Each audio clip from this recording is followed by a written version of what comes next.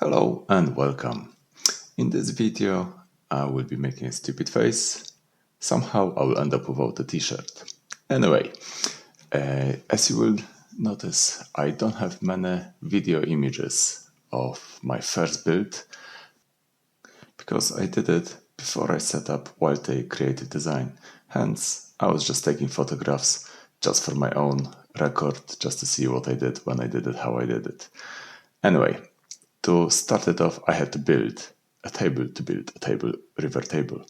So I bought all those lovely timber pieces, nothing fancy in terms of the joinery, just screw it together, use those tough build sawhorses. They are pretty good, I like them.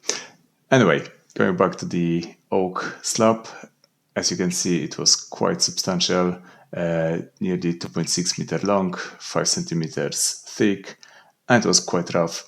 The guy I bought it from could not cope with the size, so it was stashed in the corner of his shed, and it was just air dried for 7 to 8 years.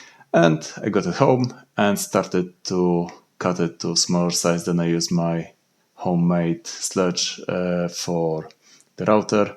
As you can see, late nights, plenty of fun with router. And then I was quite pleased with the outcome. It was really nice.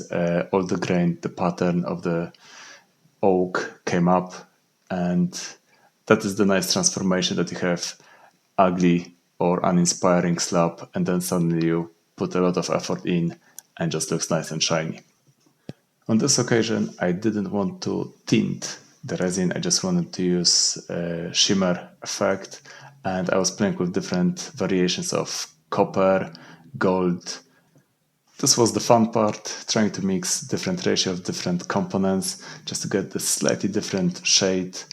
You can see some of them are a little bit more coppery, some are more gold, some are a little bit more brown. It was just a good fun just to play with this. And now it is time to set up the mold in my living room. That is one of the advantages of being divorced, that you can do whatever you like in your house. I know it is maybe a stupid idea. I did fear that I may spill some of the resin on the floor.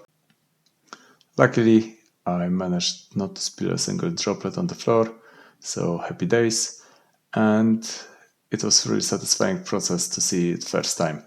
However, the main difference between using this flaky system to change the color versus pigment is that it takes a lot of time just to leave them off, because over the time all the flakes have a tendency to drift towards the bottom of the resin, and I spent plenty of time trying to steer it. And interestingly, the pattern fades as well. So to keep the pattern that I liked, I had to steer the resin quite a bit so that the pattern will be again visible at the top of the surface of the resin. So that was another consideration. So on the last pour, I think I just stayed during the night, and every couple of hours I was steering the resin, because I didn't know at what point the resin will be hardened enough so that the flakes will be locked in place and they will not drift. And it just took me longer than I initially expected. This project I completed before we changed, or actually sold the old house and bought the new one. So I knew that in the new house I will have dedicated space for my office, and I wanted to have dedicated table that I can have my computer on it. So I was working on that project, and I had just a couple of weeks to complete it. And as you can see on that photographs, we had a really nice weather in UK for a couple of weeks, and I thought actually my living room will be the better place than the garage to keep the temperature more consistent in the house than an insulated garage. And that was really nice to see all the shimmer, all the flakes in really nice sun, that they gave that extra depth, and all the features were really nicely visible. As always, I used Ian's place in Ilkeston to help me sand it. Thank you, Ian. As always, that was my first project that I use your services, and for the past 2 years I'm coming back, and I will be coming back again quite shortly. So thank you, Jan. Sadly, I don't have many images or videos of the process of using his belt sander and later on massive table saw to trim all the edges. That is the only few seconds of the video that I have from the sanding process. Overall, it just saved me a lot of headache, a lot of sanding, and the final product was really nice in terms of the consistency and the finish. This is the time that I'm using my threaded inserts. That's my first go, and that's something that I'm using on most of the new projects. And now it is time to have some fun. I'm using Osmo oil. I'm using wet sanding paper as well with Osmo oil just to give that final polish.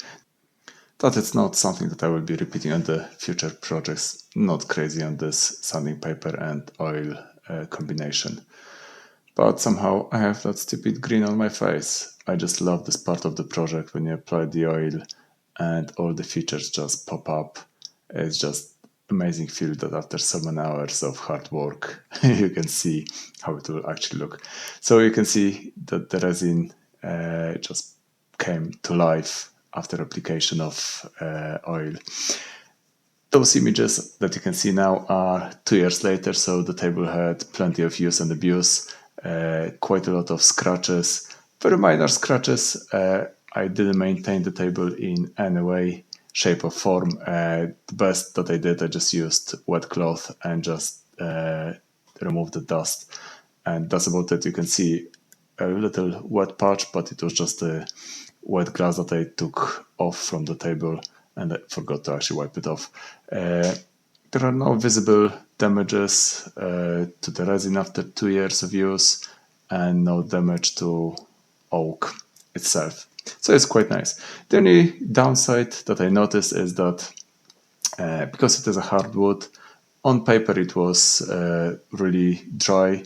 I can see a little imperfections in the top surface, so where the timber was a little bit harder in one spot around the knots, it just shrunk or expanded a slightly different ratio than softer spots. And because of this, I have those little peaks and troughs, which are a little bit annoying, but nothing that, let's say, will stop me using the desk.